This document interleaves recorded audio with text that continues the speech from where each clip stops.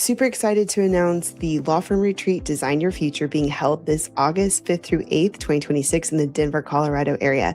Teaming up with Law Firm Architects, Power Strategy Group, we're going to be having an amazing opportunity for up to 15 firms to work on the business, not in the business. Find out more at powerstrategygroup.com. I always say to the students, there's two basic axioms of business development. Your contacts are critical, and people do business with people they know, like, and trust. And I have been amazed over the years at how little people pay attention to those two things, and those who do are extremely successful. Your contacts are your lifeblood in this business, and people don't treat them like gold the way they should, and so you end up wasting a lot of time. And people forget the value of relationships. You know, yes, it's great to do advertising, it's great to speak, it's great to be a panelist, and all these other things. I was just working on my monthly update, and I'd say 5 of the 8 significant matters this month all are because there was a longstanding relationship with an individual, which in turn led to a engagement.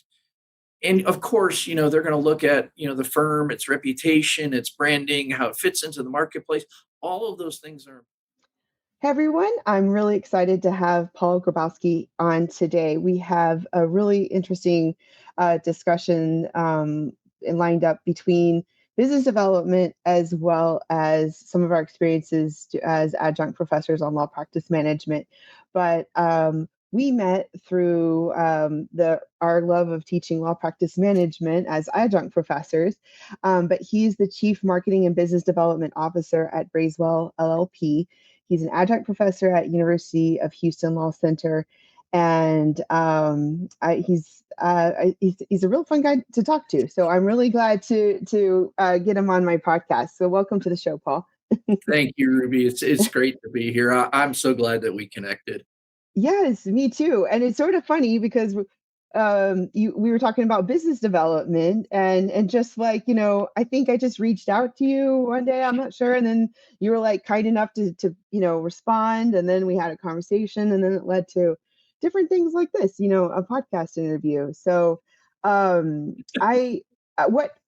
me a little background on your journey to where you are right now.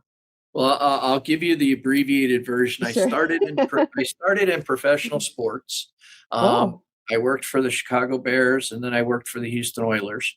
And if there's, it's been enough time has passed since the Oilers moved, but I was the guy who actually put together the relocation plan for the Oilers to move to Tennessee.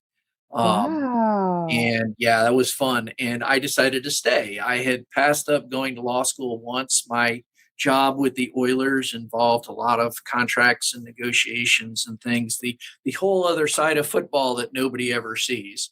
I decided, this is my opportunity. And I initially had started to go back and get a master's in sports administration.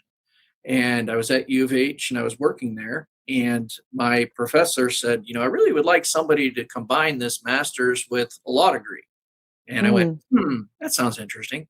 Realized I couldn't do both and work at the same time. So off to law school I went. And while I was in law school, got contacted by a search firm that said, there's this law firm in town that's looking for somebody to do marketing and business development, but they have a caveat. They want a lawyer. And I can't find anybody. Okay. So at the time I had left the University of Houston. I had jumped to the energy industry. I was working for a company called Houston Industries, which nobody really knew who it was. They transformed into Reliant Energy, and their biggest competitor was a small company down the street named Enron. And so kind of things transpired, and this opportunity came up, and I went to a small firm, and, really it was very interesting to start with, because when I started in law firms, most marketing and business development was somebody who had moved over from recruiting, and all they needed was pitch books and pitch books and pitch books, and there was no real strategy to it. Um, the firm I was at merged with a much bigger firm. And we had 4 people in our department for 500 attorneys. And that was when we really kind of started to cut our teeth and saying, there is a strategy to this. There's the marketing side and the business development side. And one of my cohorts, the guy who actually I wrote the book with, he was attacking it from the BD side. And so we started to put this program together to really kind of say, okay, how do we go about developing business? And I was given an opportunity to go back to a smaller firm because I wanted to see, will this really work?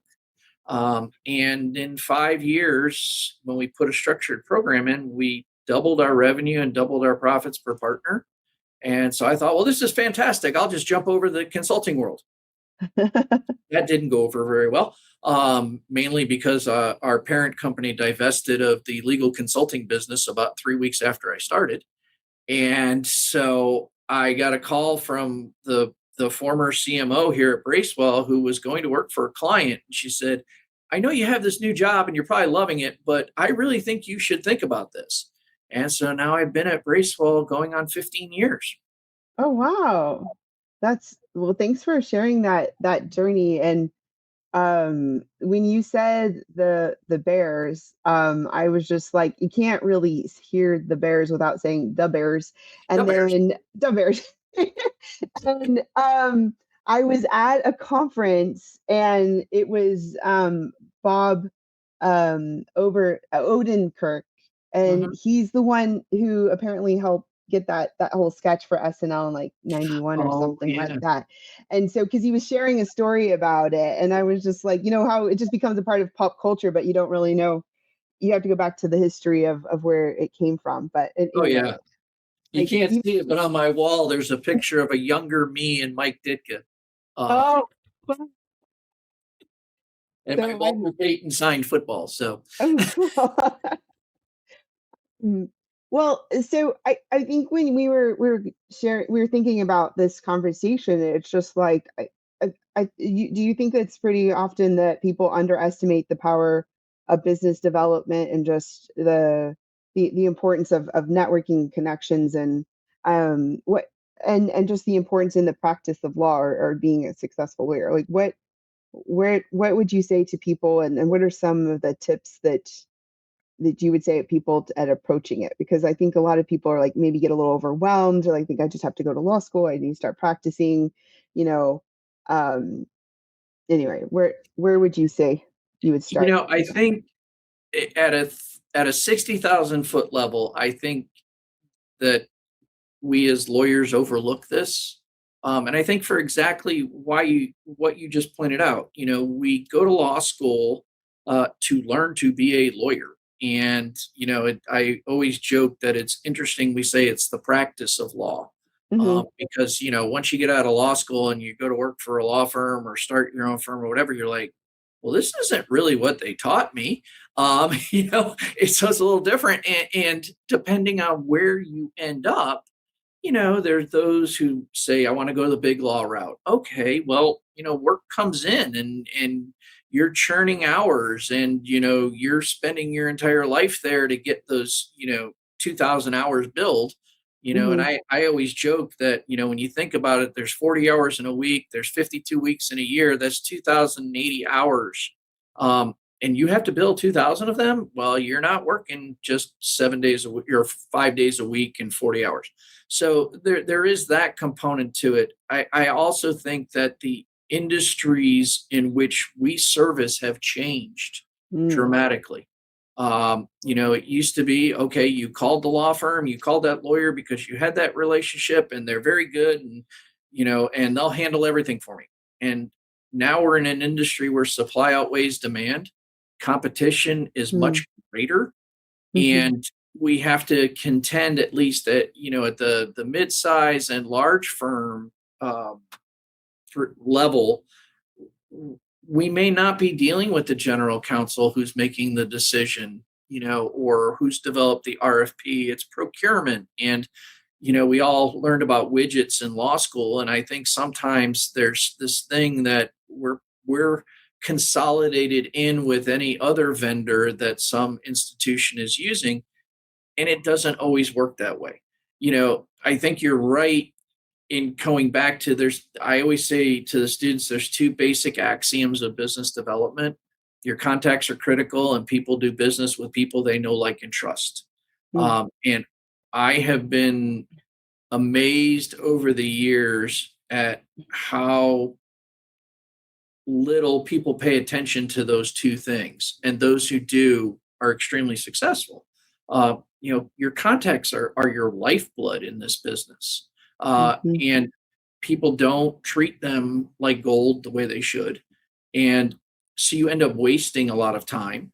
And people forget the value of relationships. Yeah. You know, yes, it's great to do advertising, it's great to speak, it's great to be a panelist, and all these other things. I was just working on my monthly update, and I'd say 5 of the 8 significant matters this month all are because there was a longstanding relationship with an individual, which in turn led to a engagement. And of course, they're going to look at, the firm, its reputation, its branding, how it fits into the marketplace. All of those things are important. Um, but I think it's amazing. I always say, business development's a lot like the high school dance. The boys are on one side of the gym, the girls are on the other side of the gym. And are you going to stand there for the next 2 hours going, geez, maybe I should go ask her? No, I don't want to ask her, because instead of just asking, you're going to get a yes or no answer. And so Mhm. Well, you never know unless you ask as well. exactly, Yeah. exactly. And a lot of times people are just afraid to ask for the business. And it's not a bad thing. It's just not something we're accustomed to, but it is something you can do. And so that's part of the whole process of saying, okay, well, if I can get these two down, then let's learn about the business of law. And how does this work? Because there's always been this magical, what's our return on investment? Yeah. Um, and I can look at it, and I think technology has come a long way in allowing us to track that. Is it a pure apples to apples? No, it's not. It's never going to be. I can look at it in my career that if, like, a lateral joins the firm, I'm looking at 18 to 24 months before they hit their stride. And and, Mm. and that's just because there's change. There's different things happening. So, as you can tell, this topic fascinates me, and I could talk about it for days, No, but I love it. Yeah. it's what I love doing.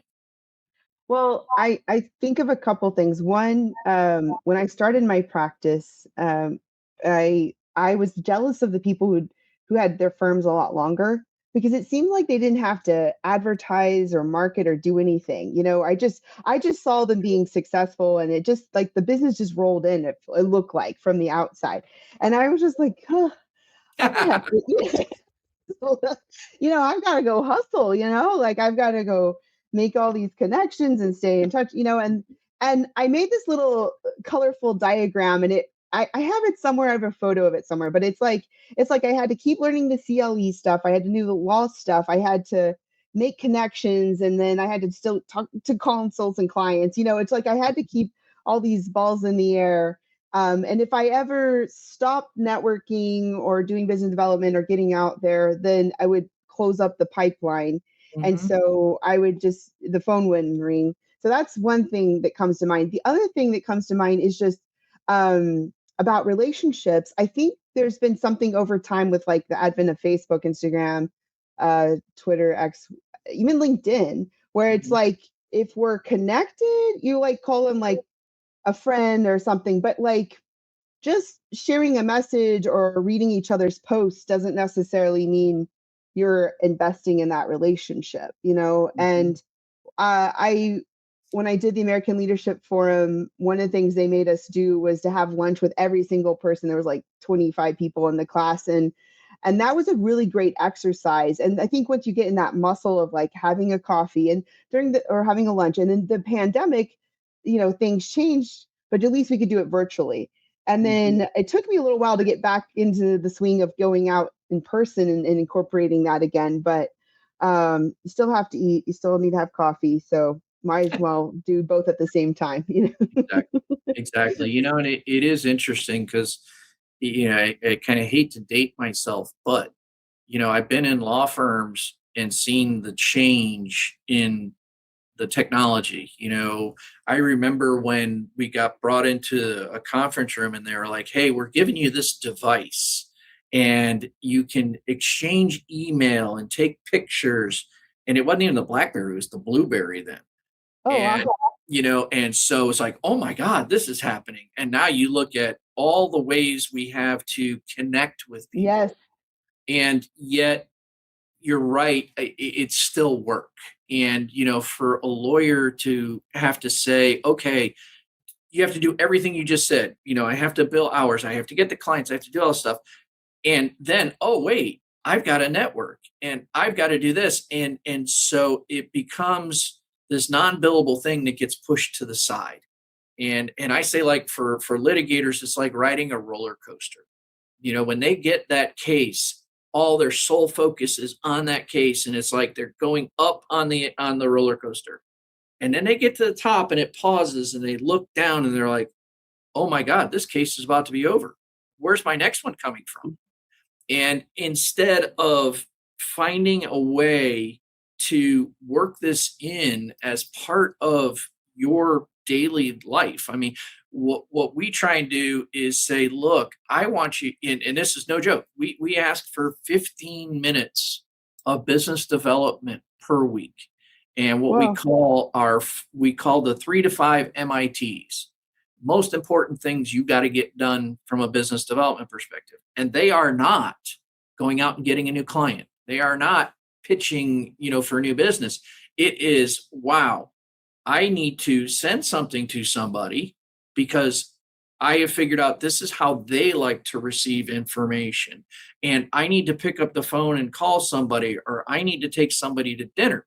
The beauty of this is that when, in large law firms, I think we're down to like billing in 6-minute increments now. It's crazy. But when you think about it that way, and you say, oh, 3 to 5 is not hard to do. Well, if you don't get all 5 done, that's fine. You're carrying them over. Well, you got 2 for next week. But when you think about that and go back to, if I do 3 to 5 things, 52 weeks a year, it's 150 things I did from a business development perspective. And if I can keep track of that and realize and make the connection as to what I did that brought business in, then rinse, step, repeat.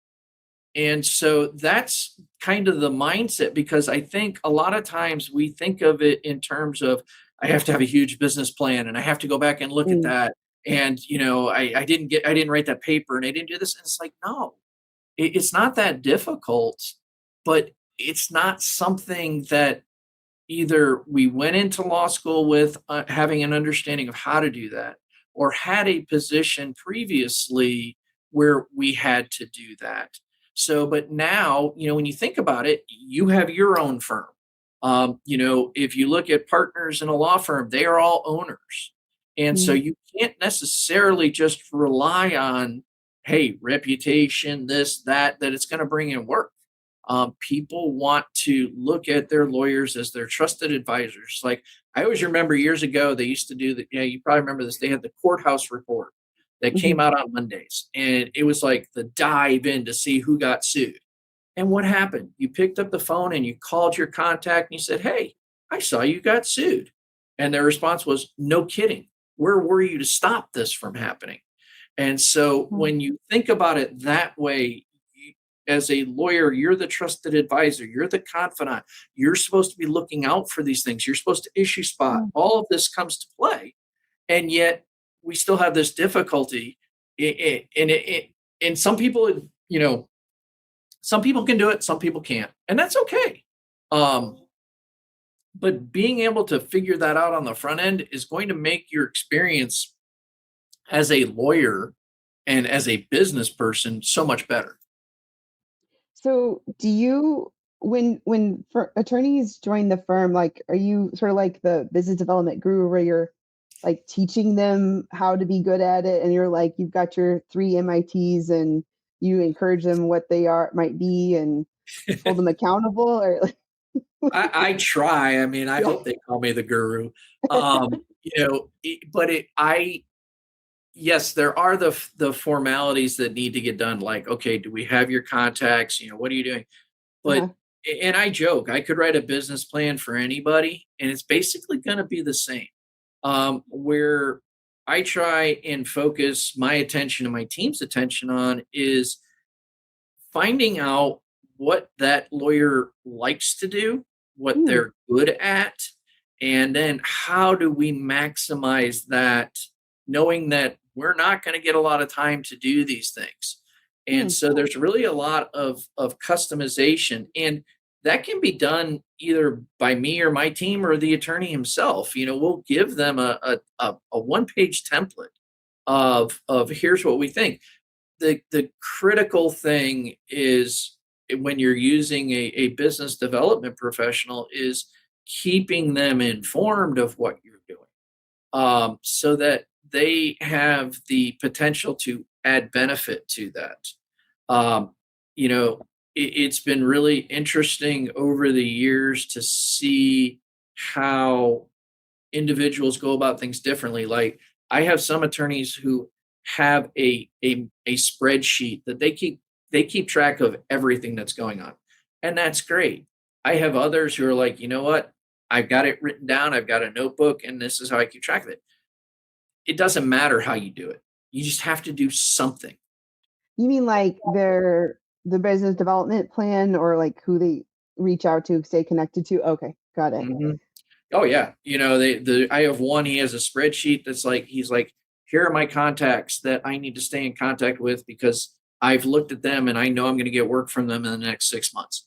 Then he has a list of all of his pitches and proposals and what status they're in, and what the expected fees are.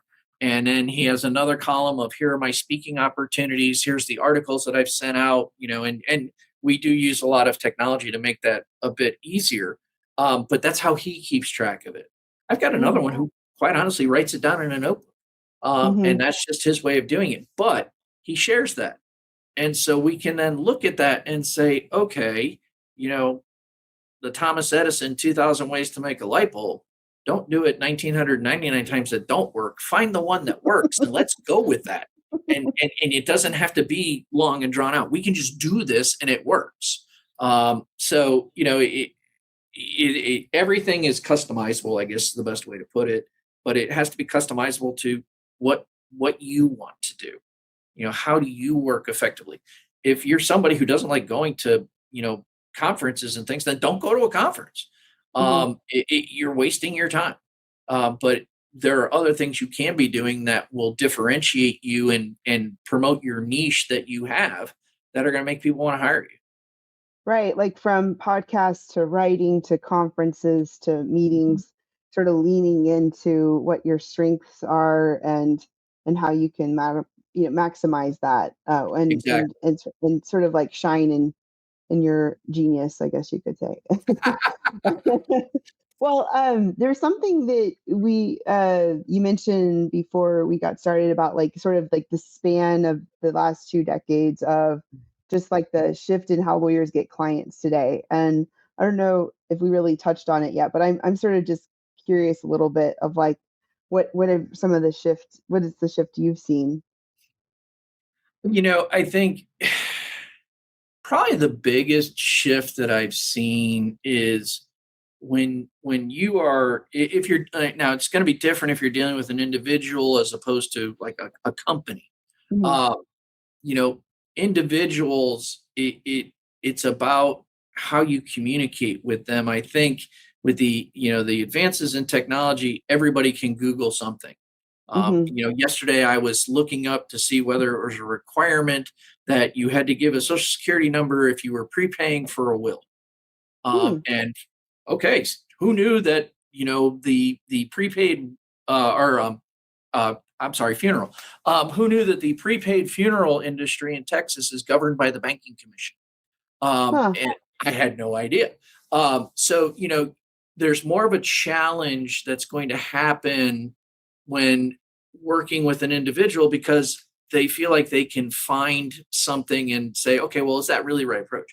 On the corporate side of things, it's not just the general counsels or in-house counsels who have a say in who's getting hired. Hmm. It's been interesting over the years to see there's these different companies out there that work with large corporations to set up their RFPs, and everything's in an Excel spreadsheet, your responses. And you're like, well, that doesn't make sense. Well, it's because they're going to pick apart that Excel spreadsheet and they're going to match up everybody's answers at the same time so they can see the differences before they decide to narrow down who they're going to be using. And so that's somebody in procurement, that's somebody in accounting, that's somebody, who works in the GC's office. But everybody's going to have input as opposed to, oh, I'm just going to hire these guys because that's who I wanted. So it on the one hand, it makes it more difficult, but I think on the other hand, it opens the door up for firms to make inroads where they previously said, oh, well, they only use that law firm, so they're not going to use us. Well, no, that's not the case anymore. Cost is a huge issue.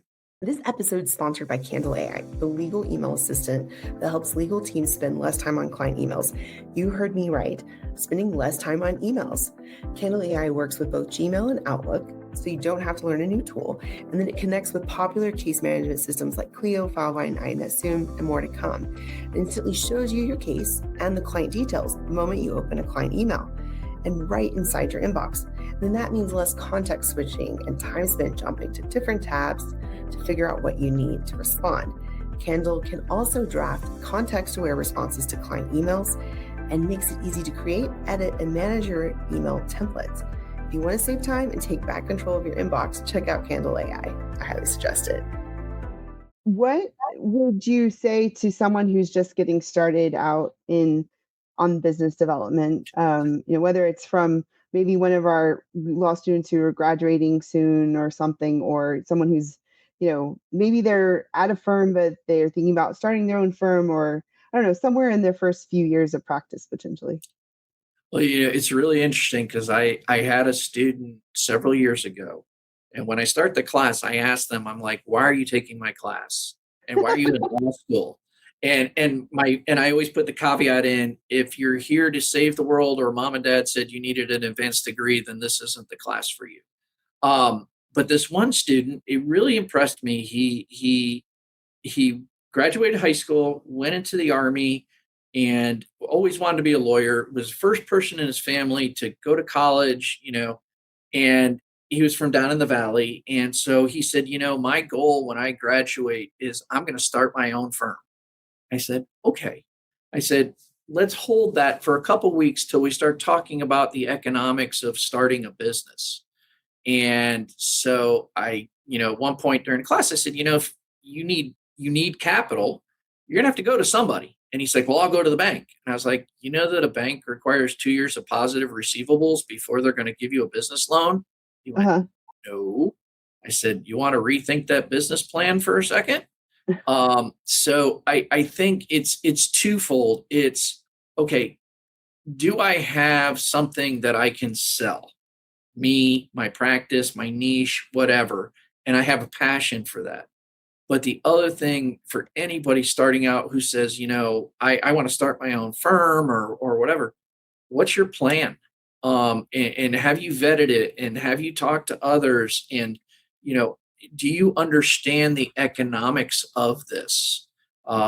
Because now all of a sudden you're on the hook for everything. It's you, and you're going to need, you have all of these expenses and things. So you really need to kind of plan it out. I mean, I tell my students, I said, when you're thinking about this, you should be projecting 5 years ahead. Where do you want to be and how are you going to Mhm. get there? And if you can't solidify that plan, look, it's going to change. I mean, I've been involved in enough startups outside of my legal career that I know some of them hit, some of them don't. Are you willing to take that gamble?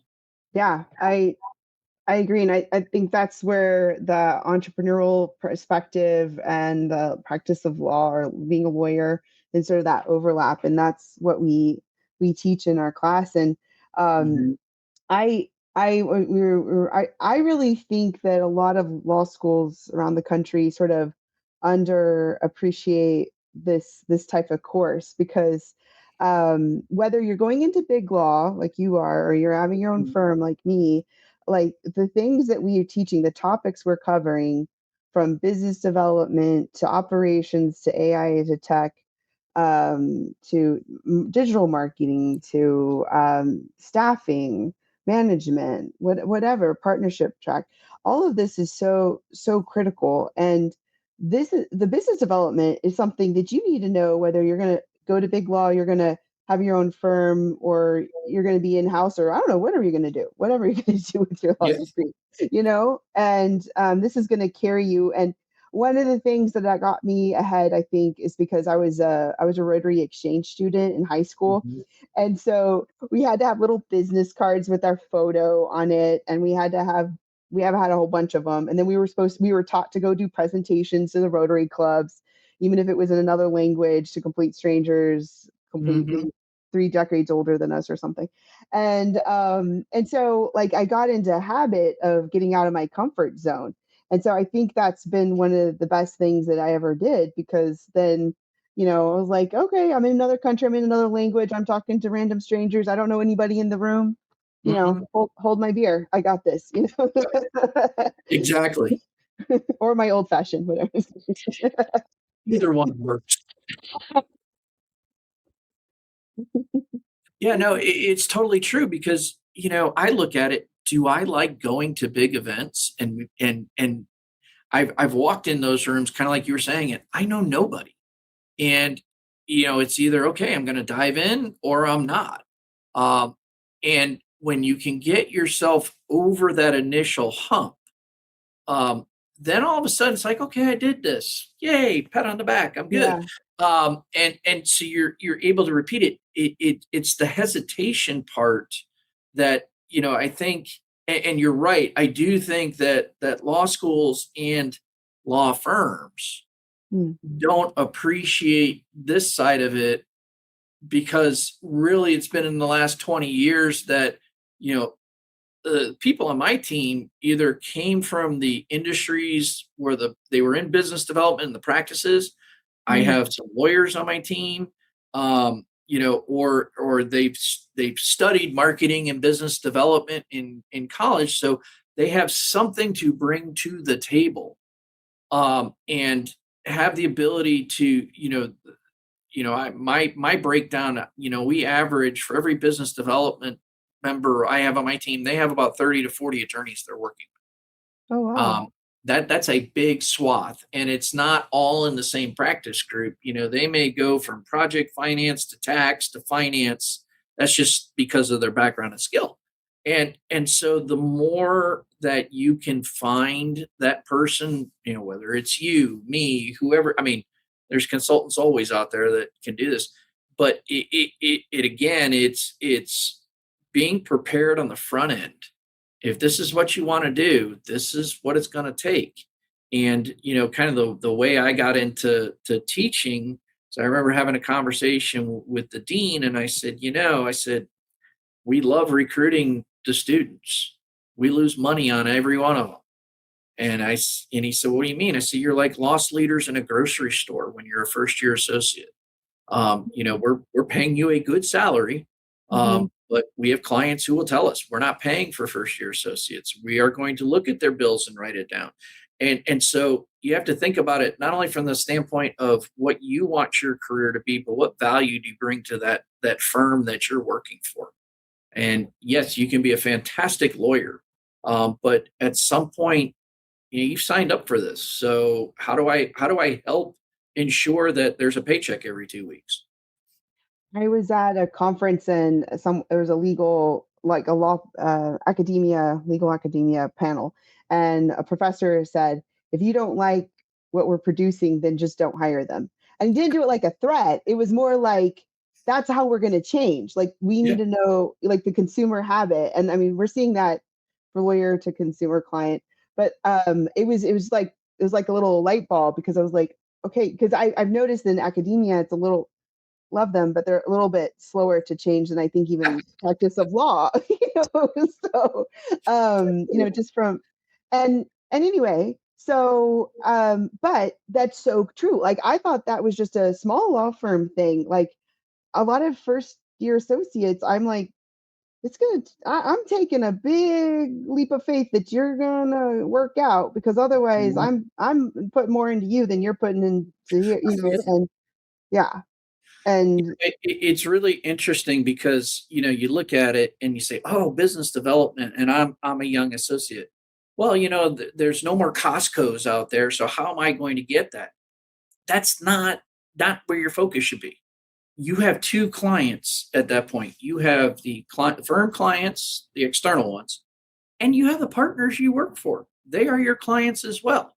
mhm, And so, kind of if you take your career in sort of chunks, the first thing you should be doing if you go to work for whether big firm, small firm, whoever you're working for, learn how and understand how the people you're working for got business. That may hold true, it may need to change, but you are servicing that partner and you're servicing the firm. So the best thing that you can do is figure out, okay, well, how have they been successful?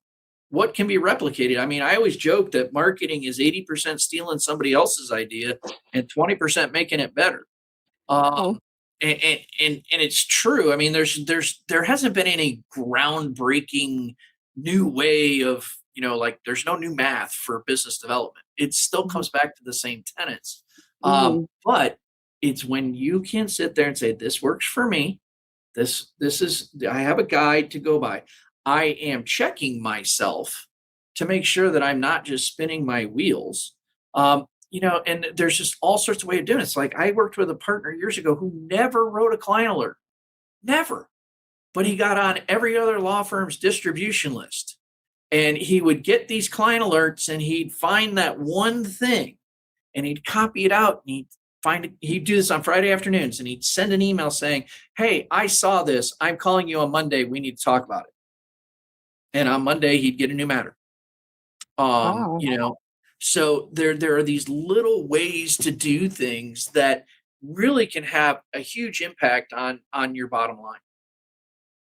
I remember writing a section about rainmaking, which is basically what we're talking about Mhm. in the in my book, and it was really fascinating because a lot of it was about empathy and connection, and that's what you said, like know, trust, and like. Is that those were the three Yeah, things you were people saying, yep. right?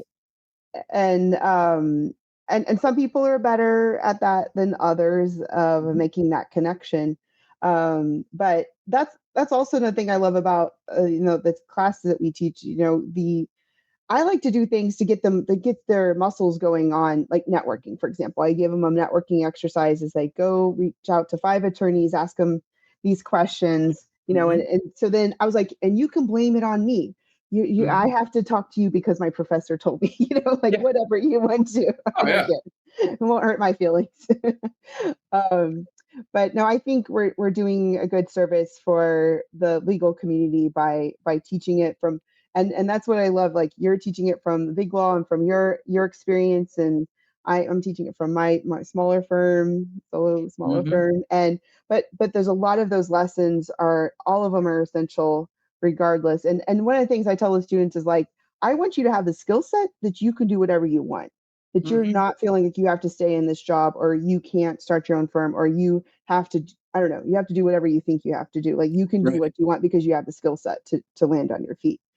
And I think business development is going to go with you no matter whatever profession you're in. Mhm. It goes throughout the industries.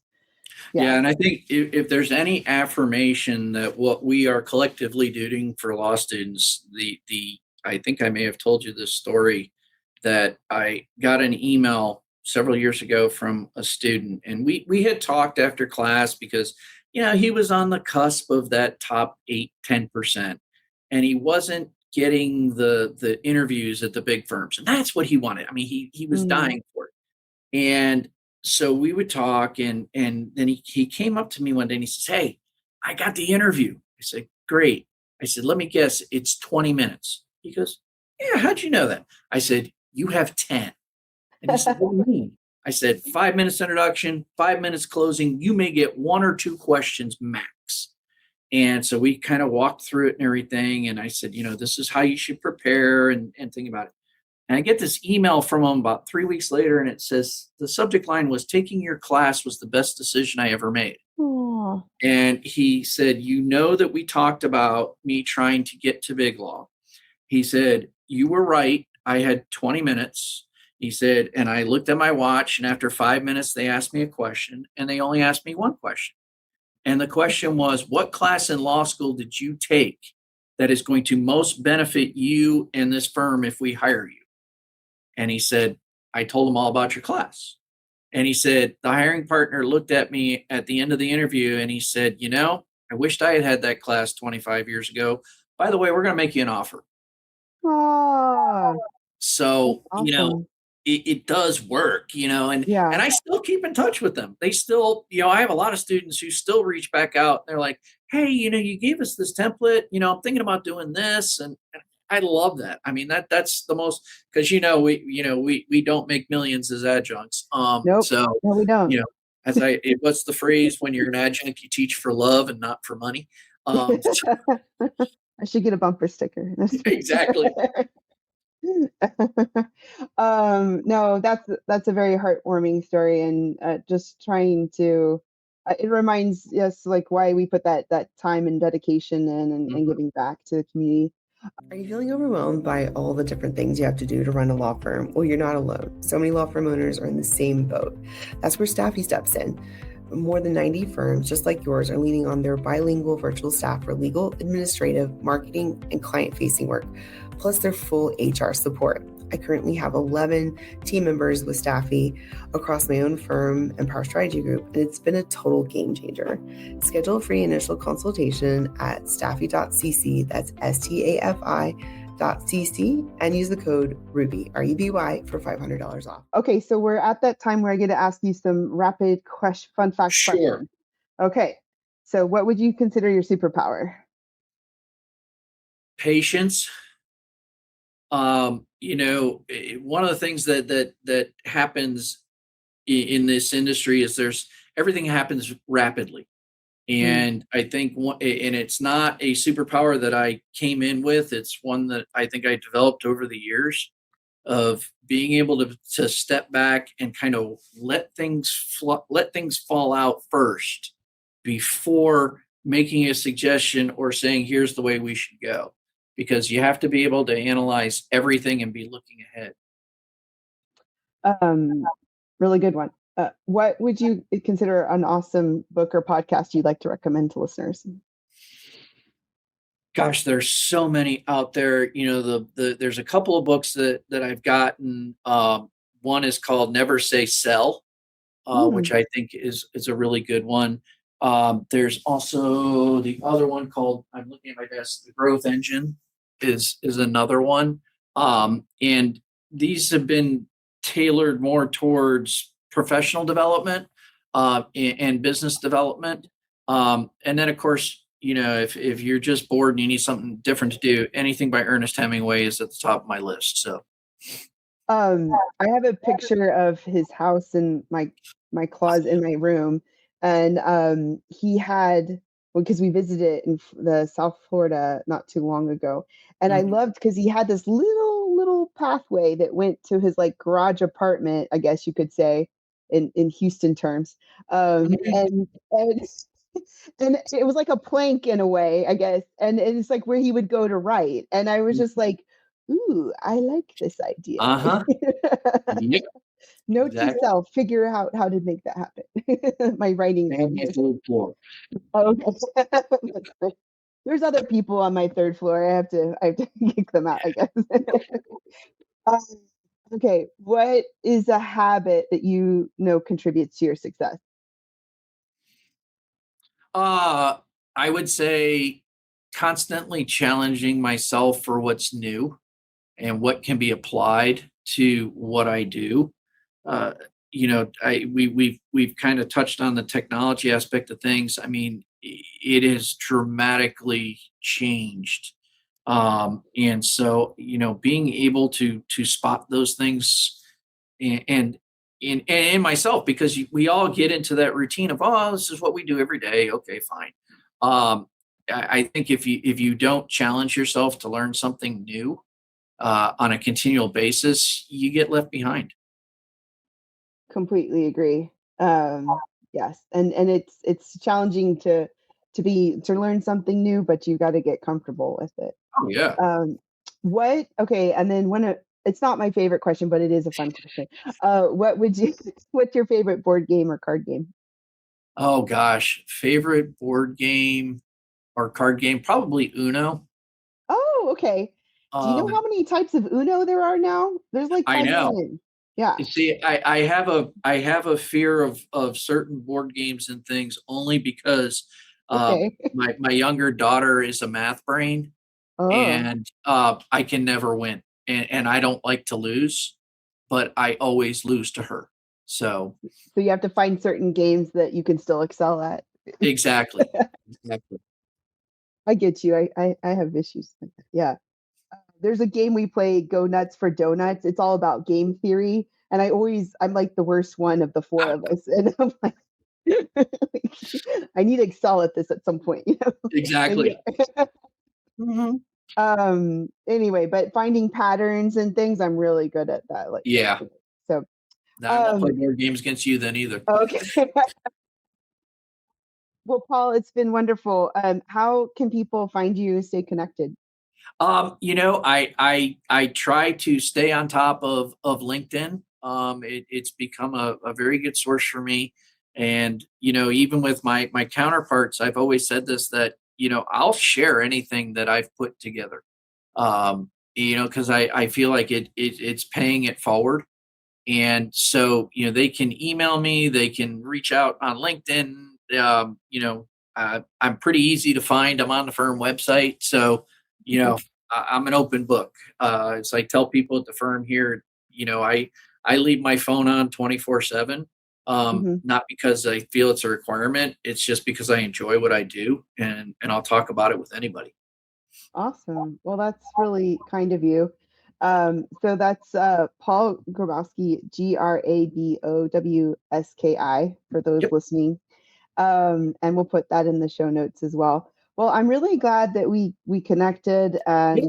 and we have our law professor adjunct bond, and and we'll definitely compare notes. And no, I think we covered a really important topic, whether you've been practicing a long time or not so long, or you're not even practicing yet, or Mhm. you're not even a lawyer. Like you need to, Yeah. this is a life skill, and there's better ways of doing it. Like I don't know all the tricks of the trade, and sometimes I'll just want to go hang out with my friends, and I'll be like, this is called networking, right? It is, but I should also get out of my bubble sometimes too. So but I Yeah. think we covered a lot of good tricks and tips and Mhm. ways of thinking about it. Yeah. Yeah. No, I totally agree. I think that it's really fun to be able to build something. Mm. And when you're doing this, you're building relationships, you're building your career, you're building your reputation. And I think that's the most enjoyable part of it, where you're not just saying, oh gosh, I'm a lawyer. You have other things that make your life entertaining. And sort of like full circle, when I was jealous of the people who just didn't have to do it, looked like they didn't do anything and business came in, now I know they obviously were doing something to get the phone to ring, even if they might have bragged that they weren't advertising or marketing, but there is a Just a lot. little hamster behind the scenes who's going like this. So Exactly. And I think that's what it is. A lot of people don't see all the work and the diligence and the habits we put in place to make business development I'll happen. tell you one quick thing. I have a partner who once told me, because I do a lot of stuff with her on the weekends. And I said to her, I said, why is it that we always end up talking on the weekends? She said, Paul, my weekend job is to talk to you so that I keep my weekday job. Well, it's been great, Paul. So we'll have to have you again some other time. Absolutely. And Been thanks awesome. for sharing all of this. Well, thanks everyone for listening. We've got a lot of exciting things happening in 2026 with ABA Tech Show. a law firm retreat in August in Denver in August, and so much more. So find out more on our website, and we'll see you next time. Take care.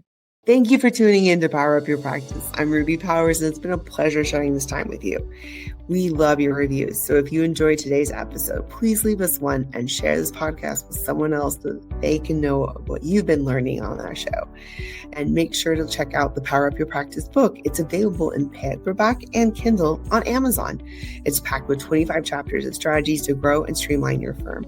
And we also have the free Power Hub community on School to keep the conversation going in between the episodes. So make sure to keep powering up your practice, and we'll see you next time.